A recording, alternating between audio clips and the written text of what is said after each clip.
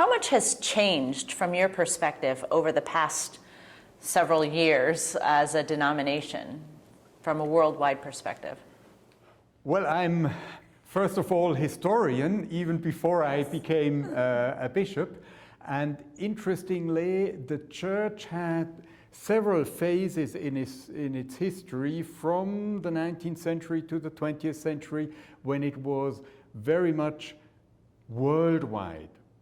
In the 1920s, it was even more worldwide than it has been for a while afterwards. And now from the 1990s onwards, there was a very strong growth of the church outside the United States. And that has changed some of the dynamics as a church. Because when you have only 5% or 10% outside the US, it's very different than when you have 30 or 40% outside the United States. And that changes the dynamic, and we have more and more to grow into that, to be in partnership together. I think that I observed a lot of changes. You know, coming from Africa, I can give an example of our general agencies. The only general agency we knew when I was young, in primary school, secondary school, is more General Board of Global Ministries. Because that is through this agency that we received missionaries. But today, the situation is quite different. Almost all our general agencies are present. General Board of Higher Education and Ministry, you have African University. United Methodist Communications, you have directors in a different part of the world. You go to General Board of Discipleship, you have programs with that. And I can go on and on and on. What are some of the challenges of being a United Methodist Connection worldwide?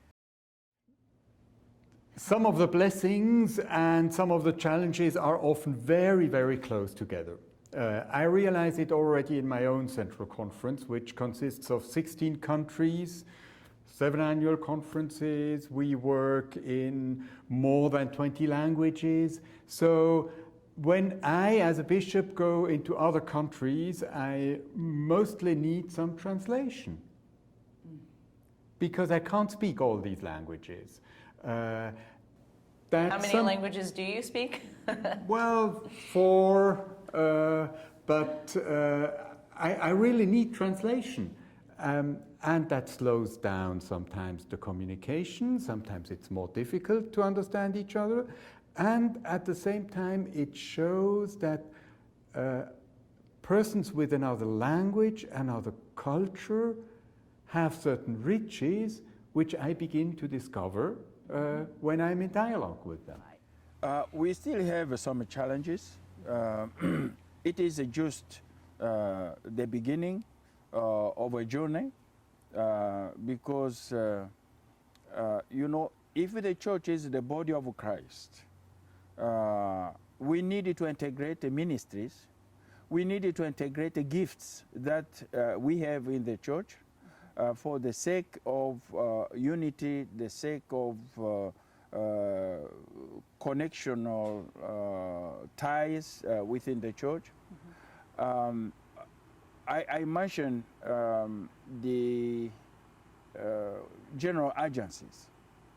We still need a more structural of these general agencies in the different, and recently, as you heard, the General Board of Global Ministries is going to have regional offices in Africa, in Europe, in Latin America, in Asia. I think this is still a challenge because that will be a new situation. Challenge for the church, but also challenge for these areas, because that will be something new. Yes.